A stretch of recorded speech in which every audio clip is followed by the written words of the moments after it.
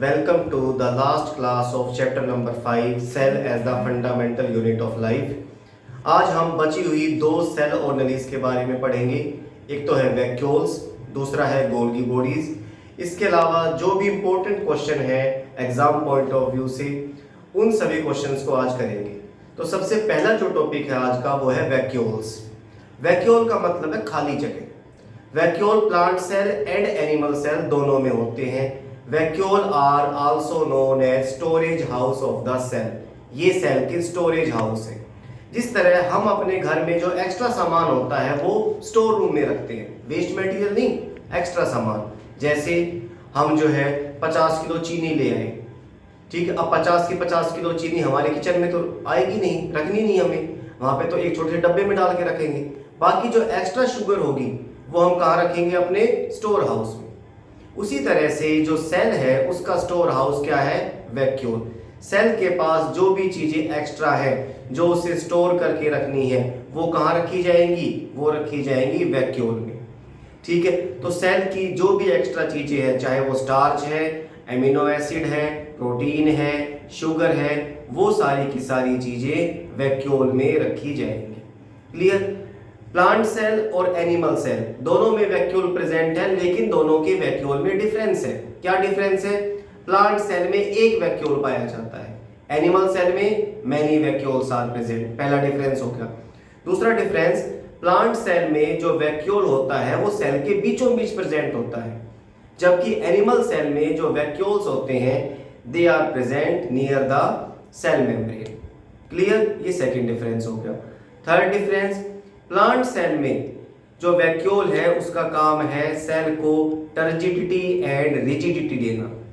Turgid का मतलब है फुला देना, मोटा कर देना। जिस तरह हम टायर की जो ट्यूब होती है उसमें हवा भरते हैं, जिससे वो कैसा हो जाता है? टर्जिड, फूल जाता है। गुब्बारे में हवा भर रहे हैं वो टर्जिड हो जाएगा, फूल जाएगा। उसी तरह से जो प्लांट सेल है उसमें वैक्यूल का काम होता है सेल को टर्जिड कर देना, उसके वॉल्यूम को बढ़ा देना, साथ ही साथ उसको रिजिड कर देना, हार्ड कर देना।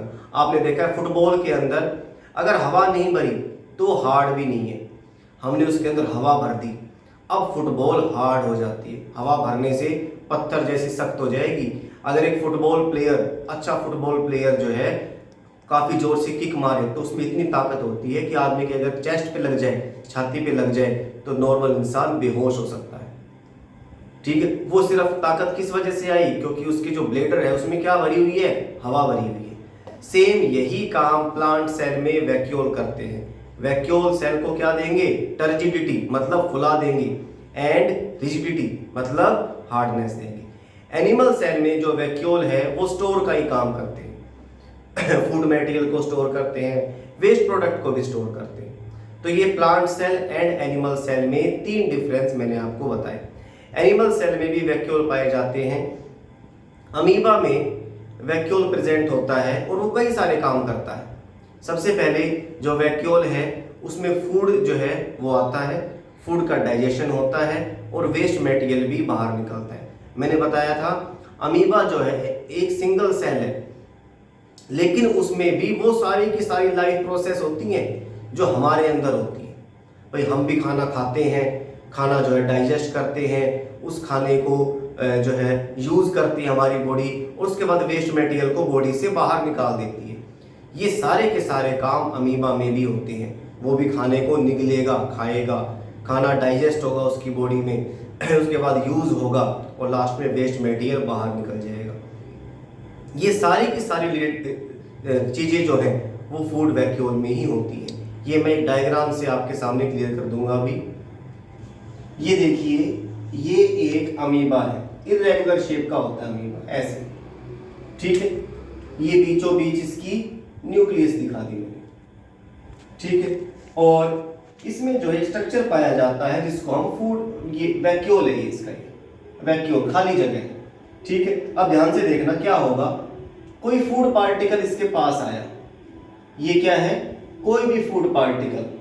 ध्यान रखना अमीबा कुछ भी चीज खा सकता है, छोटे से प्लांट का टुकड़ा, ठीक है, कोई भी जो एनिमल का टुकड़ा, कुछ भी चीज है वो खा सकता है। जैसे ही ये फूड वैक्यूल इसके पास आएगा अमीबा अपनी शेप चेंज कर लेगा और ये इसको फूड को एनसर्कल कर लेगा, घेर लेगा ऐसे। आप साफ देख रहे हो, अब ये फूड पार्टिकल को अमीबा ने एनसर्कल कर लिया और धीरे धीरे करके जो है ये अमीबा की बॉडी के अंदर आ जाएगा इस तरह से, ऐसे। और ये जो स्ट्रक्चर बन गया जिसके अंदर फूड आ गया, ये भी क्या बन गया, एक वैक्यूल, जिसको हम क्या कहेंगे, फूड वैक्यूल। इसके अंदर फूड आ गया। अब इसी में फूड का क्या होगा, डाइजेशन होगा और जो यूजफुल चीजें हैं वो यहां से बाहर निकल जाएंगी। वेस्ट मटेरियल यहीं पड़ा रहेगा, ठीक है। वेस्ट मटेरियल किस में पड़ा रहेगा, इस वैक्यूल के अंदर। फिर क्या हुआ, ये देखिए ये अमीबा है, ठीक है। ये इसकी क्या हो गई, न्यूक्लियस हो गई। ये मैं फूड वैक्यूल दिखा रहा हूं इसका, ये फूड वैक्यूल है जिसमें से सारी यूजफुल चीजें जो है वो अमीबा की बॉडी के अंदर आ चुकी हैं। अब इस फूड वैक्यूल में क्या पड़ा हुआ है, सिर्फ ये वेस्ट मटेरियल, ये वेस्ट मटेरियल है। अब क्या होगा, ये फूड वैक्यूल धीरे धीरे मूव होता हुआ कहां पर आएगा, इस सेल मेम्ब्रेन के पास। ध्यान से देख रहे हैं ना, थर्ड स्टेज में ये अमीबा है, ठीक है। इसकी न्यूक्लियस है, ये वाली इसकी न्यूक्लियस हो गई और ये फूड वैक्यूल मूव होता होता होता होता यहां से मूव होता हुआ यहां तक आएगा प्लाज्मा मेम्ब्रेन के पास। इस फूड वैक्यूल के अंदर क्या प्रेजेंट है, वेस्ट मटेरियल, ये वेस्ट मटेरियल, ठीक है। अब जैसे ही इसके बाहर आएगा ये अपनी शेप फिर चेंज कर देगा, इसकी शेप ऐसी हो जाएगी। आप साफ देख रहे हो, बिल्कुल मैजिक की तरह, चमत्कार की तरह क्या होगा, इसकी शेप चेंज हो जाएगी ऐसे। और वेस्ट मटेरियल कहाँ चला गया, ये अमीबा की बॉडी से बाहर। इस तरह से अमीबा जो है वैक्यूल के अंदर वेस्ट मटेरियल को भी रखता है और बाद में अपने वेस्ट मटेरियल से छुटकारा पाता है।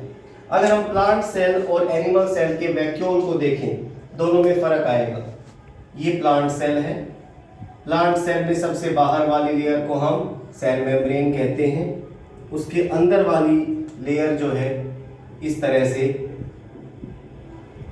सॉरी सेल वॉल कहते हैं, ये सेल वॉल है, इसमें सेल वॉल। उसके अंदर वाली सेल मेम्ब्रेन और इसके अंदर बड़ा सा वैक्यूल प्रेजेंट होगा, जैसे मैंने आपको बताया था। इसका वैक्यूल बड़ा सा होता है, रेड कलर से मैं वैक्यूल बना रहा हूं इस तरह से। इतना बड़ा वैक्यूल है सारा का सारा, इतना बड़ा क्या होगा, इसके अंदर वैक्यूल होगा। ये हो गई कौन सी सेल, प्लांट सेल। आप साफ देख रहे हैं कितना वैक्यूल है इसमें, सिंगल वैक्यूल। कहां प्रेजेंट है, सेंटर में, और इसका काम है सेल को रिजिडिटी देना, हार्डनेस देना। अब आ जाए हम एनिमल सेल पे। एनिमल सेल उसमें जो है आउटर लेयर यही होती है, सिर्फ सेल वॉल नहीं है, ठीक है। सिर्फ क्या है, सेल मेम्ब्रेन और बहुत सारी सेल ऑर्गेनेल्स होती हैं, न्यूक्लियस है। इसके अगर हम वैक्यूल को देखें, ये न्यूक्लियस है जिसको मैं रेड ब्लैक कलर से बना रहा हूं। इसके जो वैक्यूल होते हैं वो मैनी होते हैं and they are present near cell membrane. यहाँ प्रेजेंट है ये एक वैक्यूल, ये दो वैक्यूल। वैक्यूल सेंटर में नहीं है, they are present near cell membrane और कई सारे वैक्यूल हैं। और इसमें वैक्यूल का काम टर्जिडिटी एंड रिजिडिटी देना नहीं है। इसका इस एनिमल सेल के अंदर वैक्यूल का जो मेन काम है वो है सेल की इंपॉर्टेंट चीजों को स्टोर करना, ठीक है। इसमें वैक्यूल का काम एज ए स्टोरेज हाउस है। ये डिफरेंट चीजों को स्टोर करेगा, चाहे वो स्टार्च हो, प्रोटीन हो, एमिनो एसिड हो, कुछ भी। क्लियर सभी को। नेक्स्ट सेल ऑर्गेनेल है गोल्गी बॉडीज। गोल्गी बॉडीज की डिस्कवरी एक साइंटिस्ट ने, डॉक्टर ने की थी, जिनका नाम था कैमिलो गोल्गी। कुछ लोग इसको गोल्जी भी कहते हैं, GOLGI। गोल्गी बॉडीज या गोल्गी अपरेटस या गोल्जी बॉडीज, कुछ भी बोल सकते हैं, ठीक है। इनका काम क्या होता है, इनका काम है सेल के अंदर डिफरेंट मटेरियल को पैक करना, स्टोर करना, ठीक है, और उनको ट्रांसपोर्ट करना। जिस तरह अगर हम अपना घर यहाँ से एक शहर से दूसरे शहर में शिफ्ट कर रहे हैं या अपने ही इलाके से एक जगह से दूसरी जगह जा रहे हैं, तो हम जो है मूवर्स एंड पैकर्स को बुलाते हैं। वो हमारे घर में जो सामान होते हैं उनको ढंग से पैक करते हैं, ठीक है, अरेंज करते हैं और उसको एक जगह से दूसरी जगह तक ट्रांसपोर्ट करते हैं, लेकर जाते हैं। सेल में ये सारा का सारा काम कौन करेंगी? Golgi bodies. सेल के अंदर डिफरेंट मटेरियल, चाहे वो स्टार्च है, प्रोटीन है, एमिनो एसिड है, फैट है, कोई भी चीज़ है, उसको पैक करना, ढंग से मॉडिफाई करना, थोड़ा बहुत चेंज भी कर देना, ठीक है, और उसको क्या करना? ट्रांसपोर्ट करना। ये काम जो है कौन करेगा? गोल्गी बॉडीज करेगी। क्लियर सभी को? एक काम और है इसका, ये सिंपल शुगर से कॉम्प्लेक्स शुगर बनाती है। आप कहोगे शुगर भी दो तरह की होती है, सिंपल, कॉम्प्लेक्स। कोई बच्चा कहेगा कॉम्प्लेक्स शुगर हो जिसमें मोटी सी डली हो शुगर की, उसको कॉम्प्लेक्स शुगर। ऐसा नहीं है, शुगर कई तरह की होती है। जो नॉर्मली हम खाने में शुगर खाते हैं, इसको हम चीनी कहते हैं, जो वाइट कलर की होती है, उसका जो केमिकल नेम है वो है सुक्रोज। क्या नाम बताया मैंने? सुक्रोज, जिसका फॉर्मूला C12H22O11। मैं लिख दूंगा थोड़ी देर में भी, ठीक है। और एक और शुगर के बारे में आप जानते हैं, ग्लूकोज, जो व्हाइट से रंग का होता है, ठीक है, वो उसका फॉर्मूला है C6H12O6। ग्लूकोज सबसे सिंपल शुगर है। इसके अलावा और कई टाइप की शुगर भी होती हैं, जैसे माल्टोज, जो चॉकलेट में प्रेजेंट होती है, उसका टेस्ट इतना मीठा नहीं होता। चॉकलेट में का टेस्ट जो है कड़वेपन में होता है, ध्यान रखना, क्योंकि उसके अंदर माल्टोज शुगर प्रेजेंट है। इसी तरह से मिल्क के अंदर जो एक तरह शुगर प्रेजेंट है, उसका नाम है लैक्टोज। मिल्क टेस्ट में थोड़ा सा मीठा होता है। अगर हम मिल्क में जो चीनी ना मिलाएं, शुगर ना मिलाएं, तब भी वो हमें मीठा लगता है, क्योंकि उसके अंदर कौन सी शुगर प्रेजेंट है? लैक्टोज। और जो है मिल्क के अंदर इसी शुगर को बैक्टीरिया कन्वर्ट कर देते हैं लैक्टिक एसिड में। तो जब दूध से दही बनता है तो ये लैक्टोज लैक्टिक एसिड में चेंज हो जाता है, ठीक है, और इसीलिए दही टेस्ट में खट्टा होता है। क्लियर सभी को? तो कई टाइप की शुगर होती है, ठीक है। तो ये क्या काम करेगा? गोल्गी बॉडीज ये सिंपल शुगर से कॉम्प्लेक्स शुगर बनाएगा। और शुगर हमारी बॉडी के लिए जरूरी है, हमारी सेल मेम्ब्रेन बनाने के लिए, ठीक है। तो ध्यान रखना है सभी बच्चे। तो ये गोल्गी बॉडीज के दो काम है। शेप कैसी होती है? इसमें जो है कई प्लेट लाइक स्ट्रक्चर होती है। इस तरह प्लेट जो है हम एक के ऊपर एक रख देते हैं, पार्टीज में जाते हैं, ठीक है, वहां पे हमारा पहला फोकस जो है वो प्लेट की तरफ होता है। जहां पे प्लेट लगी है वहीं पे जाके हम अटैक करते हैं। वो प्लेट एक के ऊपर एक रखी रहती है, ठीक है, 50 प्लेट है एक के ऊपर एक। इसका भी बिल्कुल सेम इसी तरह का स्ट्रक्चर होता है, प्लेट लाइक स्ट्रक्चर है, एक के ऊपर एक रखी होंगी। और उन प्लेट लाइक स्ट्रक्चर्स को हम क्या कहेंगे? सिस्टर्न्स कहेंगे, सिस्टर्न्स। तो उसी के अंदर ये जो भी चीज है उसको पैक करेंगे, मॉडिफाई करेंगे और ट्रांसपोर्ट करेंगे विद इन द सेल और आउटसाइड द सेल, सेल के अंदर या सेल के बाहर। ये काम किसका है? गोल्गी बॉडीज या गोल्गी एपरेटस का है, ठीक है। डायग्राम से हम इसके जो है जो भी चीजें स्ट्रक्चर है उसको स्टडी करेंगे। अब हम पढ़ रहे हैं गोल्गी बॉडीज या गोल्गी एपरेटस के बारे में। मैंने क्या बताया? सबसे पहले हम इसके स्ट्रक्चर को स्टडी करेंगे। स्ट्रक्चर जो है वो कैसा है? It has many membrane bound vesicles. Vesicle मतलब ट्यूब लाइक स्ट्रक्चर, जिनकी मेम्ब्रेन हो कई सारी, इस तरह से मेम्ब्रेन बाउंड वेसिकल्स इस तरह से होती है। और वो एक दूसरे के क्या है? पैरेलल है। Membrane bound vesicles parallel to each other, इस तरह का स्ट्रक्चर है इसका, ठीक है। और इन स्ट्रक्चर्स को हम क्या कहेंगे? These are known as cisterns. ये सिस्टर्न्स, ठीक है। तो इसके स्ट्रक्चर के बारे में पूछ लिया जाए, एक नंबर में आपसे पूछ सकते हैं एग्जाम में कि what is the shape and structure of Golgi bodies? It has membrane bound vesicle placed parallel to one another, एक दूसरे के पैरेलल रखे गए। क्लियर सभी को? दूसरी चीज पूछ सकते हैं गोल्गी बॉडीज का फंक्शन। 3 फंक्शन याद रखेंगे आप। एक तो पहला काम है ये मटेरियल को क्या करेगा, पैक करेगा, मटेरियल की पैकेजिंग करना, मॉडिफाई करना, थोड़ा बहुत चेंज कर देना, एंड डिस्पैच। डिस्पैच का मतलब एक जगह से दूसरी जगह पर भेजना। कहां भेजना? Within the cell, cell के अंदर, और आउटसाइड द सेल या सेल के बाहर। तो ये पहला फंक्शन हो गया। मेरे ख्याल से हर चीज आपको क्लियर होगी। अच्छा ये बात है ना कि फूड मटेरियल या जो भी चीजें हैं वो आएंगी कहां पर? ये देखिए दो सिस्टम के बीच में गैप है, ये फूड चीजें, ये पार्टिकल्स यहां स्टोर हो जाएंगे बीच में ऐसे, इस तरह से, और इस तरह से दो सिस्टम, एक सिस्टम ये हो गया, आप साफ देख रहे हैं, ये सिस्टम है, एक सिस्टम ये है, बीच में फूड मटेरियल क्या हो जाएगा? पैक हो जाएगा। दूसरा इसका फंक्शन क्या है? सेकंड फंक्शन है इसका कि इट फॉर्म कॉम्प्लेक्स शुगर। ये कॉम्प्लेक्स शुगर को बनाएगा फ्रॉम सिंपल शुगर। और एक और फंक्शन है इसका, it helps in formation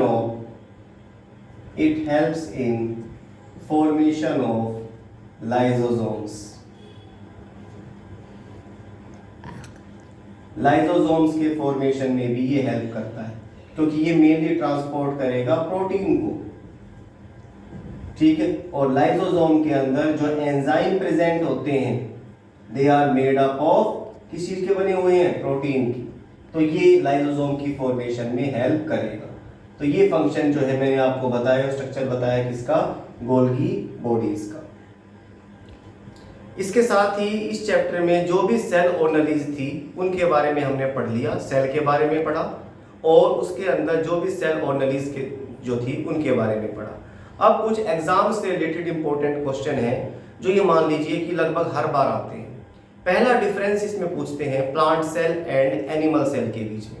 plant cell and animal cell में क्या डिफरेंस है? सबसे मेन डिफरेंस, प्लांट सेल में सेल वॉल प्रेजेंट है, एनिमल सेल में cell wall absent. Clear? Plant cell simple होती है, एनिमल सेल कॉम्प्लेक्स होती है। एनिमल सेल में ज्यादा सेल ऑर्गेनेल्स प्रेजेंट होती है, ठीक है। Plant cell is more active, animal cell जो है ज्यादातर लेस एक्टिव होती है। ध्यान रखना, सॉरी उल्टा बता दिया मैंने, प्लांट सेल जो है वो less active, animal cell more active. Plant में ज्यादातर सेल डेड होती है, ध्यान रखना ये बात। प्लांट में पाई जाने वाली 80 से 90% सेल डेड हैं, जबकि एनिमल में डेड सेल्स बहुत कम है। हमारी बॉडी में जो डेड सेल्स हैं वो क्या है? हेयर एंड नेल, यही डेड सेल्स हैं, ठीक है। और बाकी सारे के सारे जो है लिविंग सेल्स होती हैं ज़्यादातर हमारी बॉडी में, ठीक है। कोई बच्चा ये बोल रहा था कि अगर बाल हमारे डेड सेल्स हैं तो जब हम इनको खींचते हैं तो दर्द क्यों होता है? बाल तो डेड सेल हैं, लेकिन जो रूट हेयर्स हैं वो लिविंग है, ध्यान रखना ये, ठीक है। कभी तुम जब किसी के बालों को पकड़ के खींचना स्टार्ट कर दो कि सर ने कहा था बाल तो डेड सेल से, डेड सेल को खींचो कुछ असर नहीं होगा। जो रूट हेयर है वो लिविंग है और उनमें नर्व्स प्रेजेंट होती हैं, ठीक है, इसलिए उसमें दर्द का एहसास होगा। वरना बालों को काट दो दर्द नहीं होगा, लेकिन रूट हेयर जो है दे आर लिविंग, ठीक है। नेक्स्ट डिफरेंस प्लांट सेल में, प्लांट सेल के अंदर वैक्यूल सिंगल होता है, एनिमल सेल में वैक्यूल लार्ज। प्लांट सेल में जो वैक्यूल है it is present at centre, animal cell में vacuole is present near cell membrane. Animal cell के अंदर nucleus is present at centre, plant cell में nucleus is present near cell membrane. तो ये कुछ डिफरेंस है। एक और डिफरेंस रह गया मेन, प्लास्टिड्स का। प्लांट सेल में प्लास्टिड प्रेजेंट होते हैं, एनिमल सेल में प्लास्टिड्स आर एब्सेंट, और इन्हीं प्लास्टिड की मदद से प्लांट सेल अपना फूड सिंथेसाइज कर सकते हैं। क्लियर? अब मैं यहाँ पे प्लांट सेल और एनिमल सेल की डिफरेंस लिखूंगा। एक बात ध्यान रखना, आपने plant cell and animal cell की डिफरेंस सुन लिए, अब एक बार आप बोर्ड पे लिखा हुआ देख भी लोगे, ठीक है। उसके बाद आपको ये सारी चीजें लर्न हो जानी चाहिए।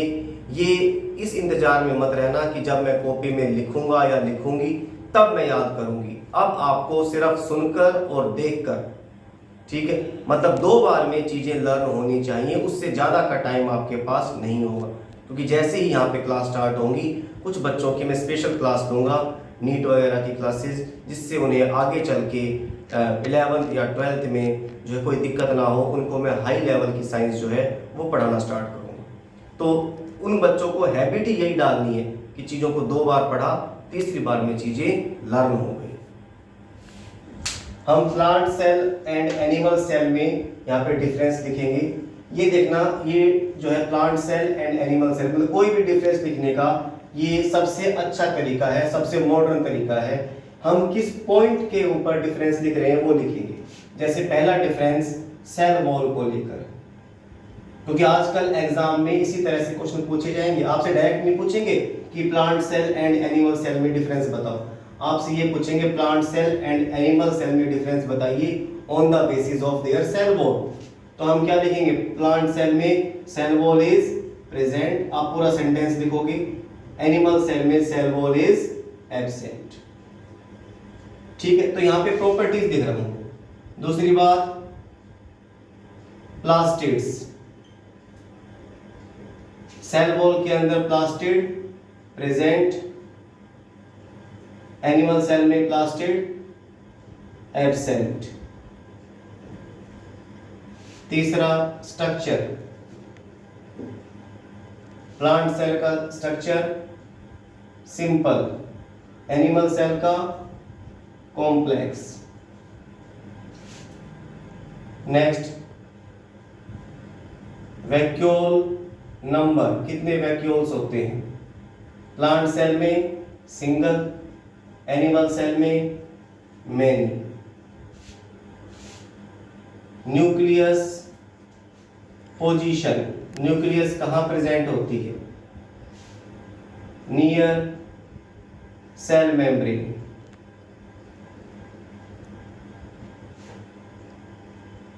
इसमें at centre. Sixth difference, working, animal cell plant cell is less active,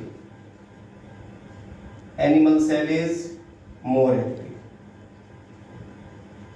तो इस तरह से ये सबसे बढ़िया तरीका है जो है कोई भी डिफरेंस लिखने का, क्योंकि एग्जाम में जो है आपसे 6 के 6 डिफरेंस नहीं पूछे जाएंगे, आपसे पूछा जाएगा write differences between plant cell and animal cell on the basis of their structure. आप लोगों ये सिंपल है, ये कॉम्प्लेक्स है। On the basis of number of vacuole, ये लिख दोगे। ठीक है, इस तरह से कोई भी 2 या 3 पॉइंट्स पूछ सकते हैं।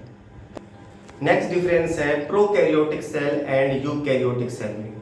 मैंने बताया था प्रोकैरियोटिक प्रिमिटिव सेल जो है सिंपल ऑर्गेनिजम्स में पाई जाती है, और यूकैरियोटिक मॉडर्न सेल। इनमें 4-5 मेन डिफरेंस है। पहला डिफरेंस, प्रोकैरियोटिक सेल का साइज छोटा होता है, यूकैरियोटिक सेल का साइज बड़ा। क्लियर? तो पहला डिफरेंस जो है सेल के साइज को लेकर हो गया। दूसरा, प्रोकैरियोटिक सेल में न्यूक्लियर मेम्ब्रेन एब्सेंट, उसमें nuclear membrane present. Prokaryotic cell में single chromosome is present, eukaryotic cell में मैनी क्रोमोसोम्स आर प्रेजेंट। ठीक है, प्रोकैरियोटिक सेल में कोई भी सेल ऑर्गेनेलिज नहीं होती। यूकैरियोटिक सेल के अंदर membrane bound organelles are present. जो भी हमने यहाँ पे plant cell and animal cell पढ़ी वो यूकैरियोटिक सेल थी। डायग्राम से आपको दोनों के बीच में डिफरेंस साफ क्लियर हो जाएंगी कि क्या डिफरेंस है प्रोकैरियोटिक सेल में एंड यूकैरियोटिक सेल में। पहली मैंने बताई प्रोकैरियोटिक सेल, और दूसरा क्या बताया मैंने आपको, यूकैरियोटिक सेल। EU से U बना है, ध्यान रखना, ये यूकैरियोटिक सेल। दोनों में हमें डिफरेंस बताने हैं। मैं डायग्राम बना देता हूं, डायग्राम से आपको काफी चीजें क्लियर हो जाएंगी। ये प्रोकैरियोटिक सेल, ठीक है, बीच में ये मैंने क्रोमोसोम बनाया है। ये यूकैरियोटिक सेल जिसके बीचों बीच न्यूक्लियस, मैनी क्रोमोसोम, और इसके अलावा मेम्ब्रेन बाउंड ऑर्गेनेलिज प्रेजेंट होती हैं, जैसे माइटोकॉन्ड्रिया है, वैक्यूल है, ये माइटोकॉन्ड्रिया बना दिया मैंने, गोल्गी बॉडीज, इस तरह से। तो पहला डिफरेंस जो है इसका साइज जो है साइज इज स्मॉल। इसका साइज कैसा होगा? लार्ज। उसी तरह से हम प्रॉपर्टीज में लिख सकते हैं, ठीक है। पहली प्रॉपर्टी दोनों के साइज को रिलेटेड है। इसका साइज 1 माइक्रोमीटर के आसपास होता है। 10⁻⁻⁻6 मीटर होते हैं 1 माइक्रोमीटर में। यू का मतलब माइक्रो। इसका साइज 100 माइक्रोमीटर के आसपास। दूसरा, single chromosome is present.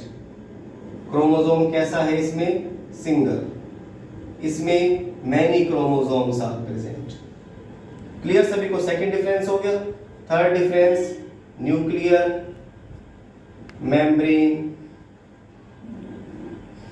is not well defined। Nuclear membrane है ही नहीं इसमें। इसमें nuclear membrane is well defined. Opposite हो जाएगा, आप लिख सकते हैं। और फोर्थ, मेम्ब्रेन बाउंड,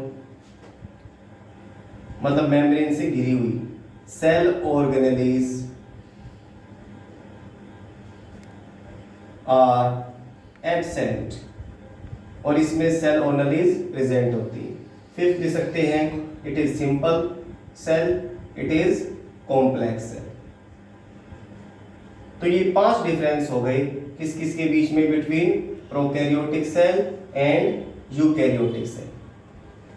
तो इस तरह से चैप्टर के सारे मेन टॉपिक हो गए।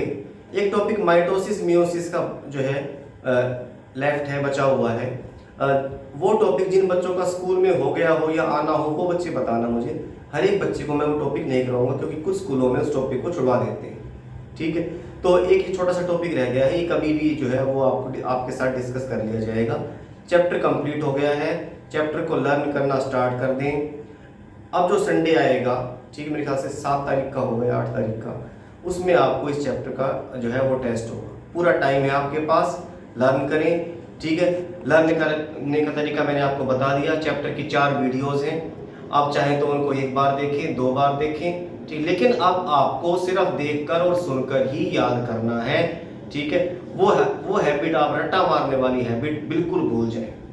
ये आपके लिए 9th में जो है एक तरह से पढ़ने का नया तरीका है। अब तक जो आप पढ़ते आ रहे थे, आपको अपनी इस हैबिट में चेंज लाना होगा। सिर्फ सुनकर और देखकर ही चीज़ों को लर्न करना है, बजाय पढ़ के रट्टा मारने के। अब ये हैबिट जिस बच्चे की बन जाएगी, वो आगे तक आने वाले 7-8 साल जब भी आप पढ़ोगे वो काम देगी, ठीक है। तो सभी बच्चे चैप्टर को बिल्कुल साथ के साथ लर्न करें, तैयारी करें। असाइनमेंट भी इसकी जो है नेक्स्ट क्लासेस से मिलनी स्टार्ट हो जाएंगी। Okay, clear, thank you.